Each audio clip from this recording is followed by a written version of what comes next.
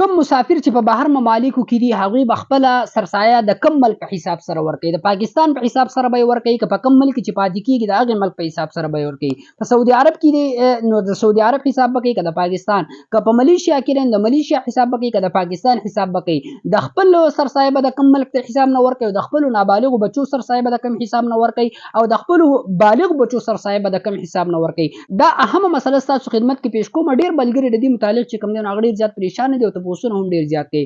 ګوره چې کم انسان چې په کم ملک کې اختر کوي که نه، او د اختر مونځ په کم ملک کې د ده راځي، نو دی او د خپل نابالغ اولاد سرسایه د اصح قول مطابق چې کوم دی به چې کوم دی نو په کم ملک کې وي د هغې د حساب نه به یې ورکوي. ګورئ چې که دی په ملیشیا کې دی، په سعودي عرب کې دی، په امریکا کې دی، په لندن کې دی، په هر ځای کې چې دی هلته به حساب ولګوي، نو که د هغه ځای د حساب نه چې کوم دی نو دی ورکوي، نو څلور اجناس چې کوم دي غنم شو، کجوره شو، دغه شانتې وسکه شو، دغه شانت پنیر شو، دا څیزونه شو. غنم چې کوم دي که هغه ورکوي نو احتیاطاً چې کوم دی نو هغه د 2 کیلو ورکړي، پونې 2 کیلو دي 2 کیلو دي احتیاطاً ورکړي. که دا نور څیزونه کجوره وسکه دغه شان پنیر دا ورکوي نو احتیاطاً د 3.5 کیلو چې کوم دی نو هغه ورکړي. خو که چېرته که د دې قیمت ورکوي قیمت یې ورکوي نو هلته چې کم قیمت وي او دغه څیزونه په کم څیزونو په 100 روپۍ باندې خرڅېږي نو د هغې اعتبار به وي. صحیح ده، د پاکستان اعتبار به نه وي. که هلته چې کوم دی نو 2000 روپۍ راځي هغه 2000 روپۍ به ورکوي، د پاکستان 315 320 یا 300 روپۍ دا به سرسایه نه ورکوي. 2024 خبره درته کومه. صحیح ده.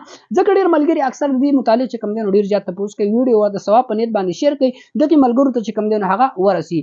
نو خپله او د خپل نابالغ بچو سرسایه صدقې فطر په کم ملک چې د اختر راځي د هغې حساب به کوي او د هغه په اعتبار سره به هغه خپله سرسایه ورکوي.